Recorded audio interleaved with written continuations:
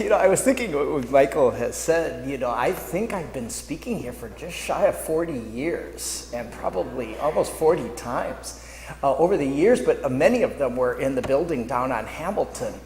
And I lived through your pains of to sell or not to sell, to move, but how beautiful, and things that are so wonderful today.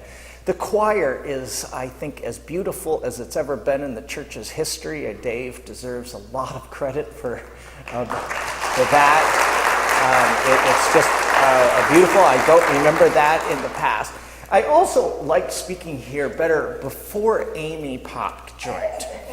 It's hard to come up after her, and because she stole every good idea that I had sketched out for today, and I really now don't know exactly where I'll go from here. So those are there. This is also the first time I've been here since Michael and Diane made their announcement of their impending move to Santa Fe.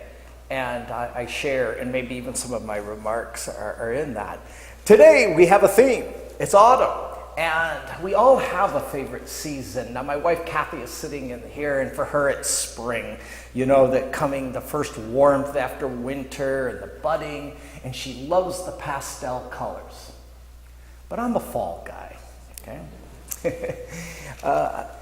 Lots of things. First of all, I love the beautiful of the lowered sun, the angle, the way it illuminates things. It's just a different angle of illumination than we get in other times of the year. I just love that.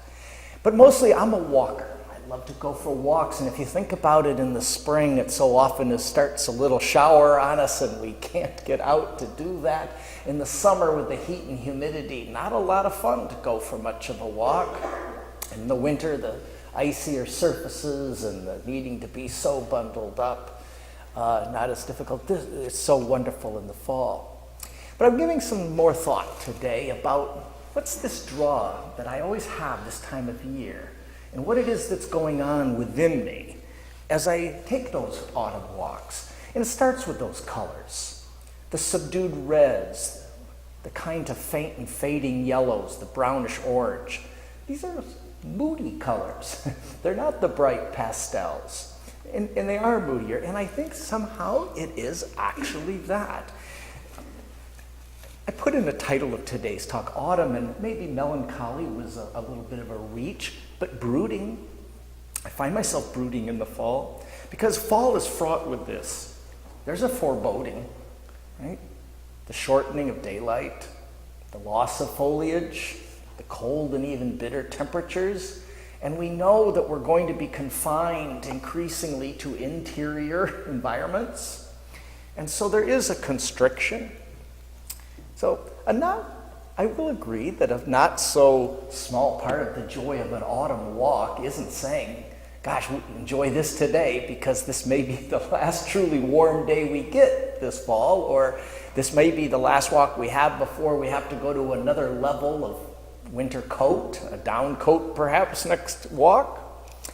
But it's bringing on a sense of the inevitability of loss, the inevitability of decline, the inevitability of longing to prolong something that inevitably can't be prolonged.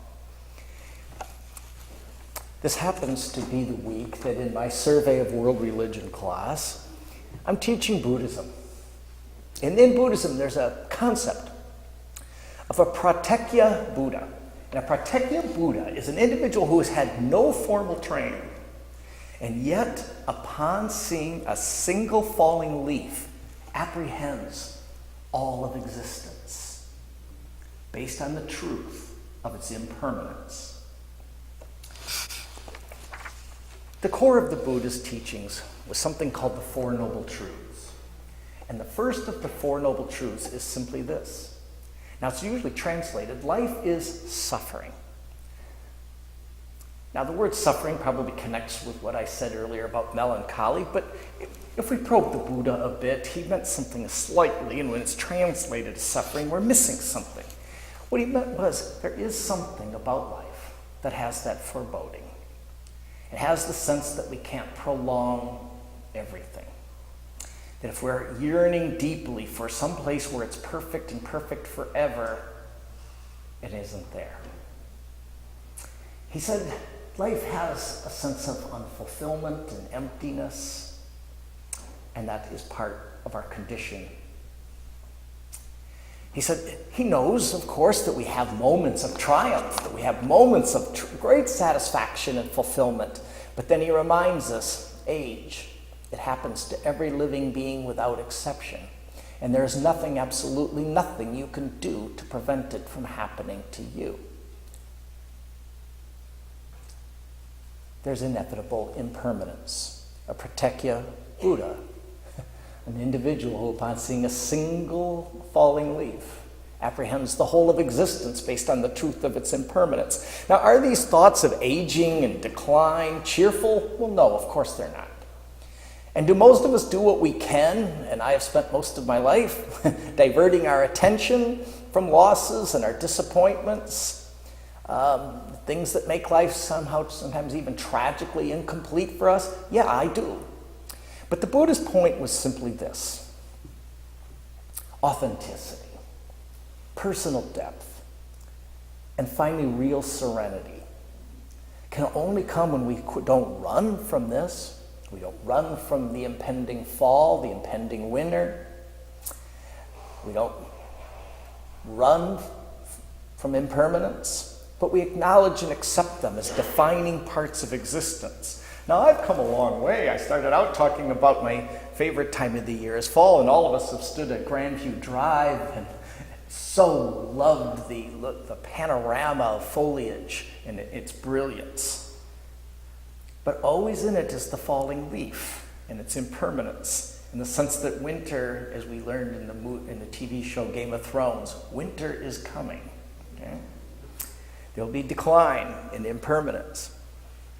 But I think it's this that draws me, that it's strangely satisfying, that I feel that there's a depth opening up. It's even carving out some interior space. The brooding feels somehow strangely good. And in it is an acceptance and a serenity and a wisdom. I don't think that all depression, I don't think that all recognition of impermanence is just a problem that we have to solve. Something that has to be cured. Something that has to be gotten rid of. I think that there's a certain mood and rhythm of brooding in life, pensiveness that does carve out that interior space in which wisdom can reside, in which finally the only reliable serenity can be found. Again, winter is coming. There's no fixing it, no changing it, no adjusting it to make it all go away and to find something perfect and permanent. There is no perfect, trouble-free existence in the offing. And this was the Buddha's point. Our only option is to remain patiently in the present and experience it for what it is. Now, all of a sudden, I think about something. Way many decades ago, there was a great reaction to Elizabeth Kubler-Ross, who was one of the first Americans to write about and talk about the one thing we Americans don't talk about, death and dying. And her book swept the nation, and interviewing people had said they go through a predictable sequence of 5 stages, and we have all heard these 5 stages adapted to so many. I go to a website for my favorite football team, and my favorite football team unfortunately loses a lot. And so we have to go through these 5 stages of grief together, and someone leads us. But at first, of course, there's denial. Right? There's anger. There's bargaining, depression, and acceptance. But I don't know if you are like me. I keep reading, what are the tips to that acceptance? How do I get there? And I find that when people expand upon her 5 stages of coming to terms with loss, they're always very good at elaborating the denial, elaborating examples of the anger or the bargaining, but a little weak on explaining at all what this acceptance is about, right? But we know it's not just all of a sudden finding oneself again happy and joyful. It's an outlook, though, that doesn't any longer try to divert our attention away from life's losses, life's melancholy. Acceptance is, at the very least, a stoic recognition of things are what they are. That life has its rhythms, and these rhythms Even as they include times to acquire and times to expand, there are times of retraction. And I think this is then what the Buddha said about learning to be mindful. And nothing like a walk in the fall provides an opportunity for mindfulness. Because in mindfulness, the Buddha says, first of all, don't be distracted. Be totally aware. Be fully present. But accept life for what it is.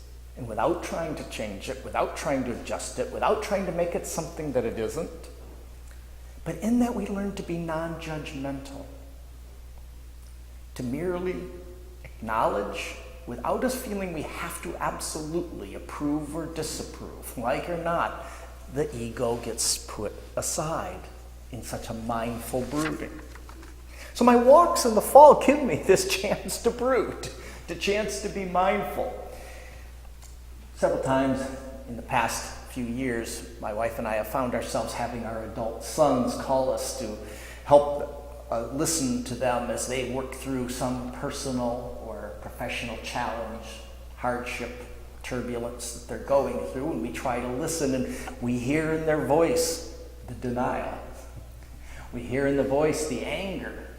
We hear in their voice the bargaining and the depression. But I can't tell you how many times there's been a moment in that phone call where finally the son says, I guess it just is what it is. And in that moment of saying it just is what it is, there is that step towards, I think, what Elizabeth Kubler-Ross meant by acceptance. What the Buddha meant by being mindful. To accept without such judgment life's rhythms. It somehow brings a serenity. It brings a sense that I can be deeply connected without always feeling I have to solve, change, adjust. So as fall presents these moments of mindfulness, I think there's opportunity. Because I don't think that acceptance is just resignation. It's also affirmation.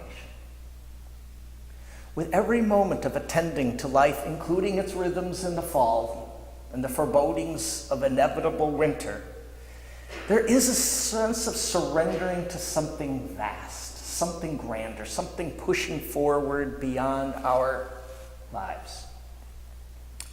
And we recognize that in a sense, all of life is miracle. That is, that each and every one of us today woke up, and as we opened our eyes, we found ourselves alive and in a universe that we did not create. The universe in all of its rhythms, in all of its moments of expansion and retraction, is a gift.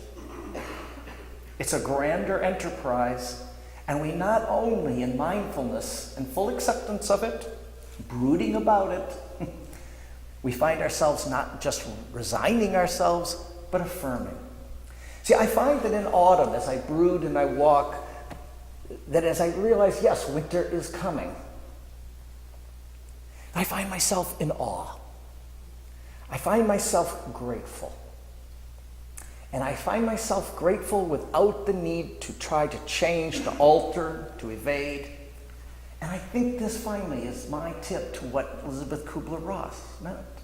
Acceptance with affirmation, not simply resignation. So as we look at the fall today, and as Amy reminded us, we all can get out and rake some leaves perhaps this afternoon after it. I want to challenge all of us to be, for ourselves, a Pratyekya Buddha. Someone who, even without formal Buddhist instruction, can see a single falling leaf and begin to comprehend the totality of existence through its truth of impermanence. But do so not just with resignation, but in a full acceptance that there is a grander movement of life. Each of us are part of it. We found ourselves this morning opening our eyes to a reality we did not create. It contains those. We have awe for it. We are grateful for it. And we affirm it. And that's what carves out that interior space that brings us serenity and wisdom fall's a darn good time of the year. Thank you.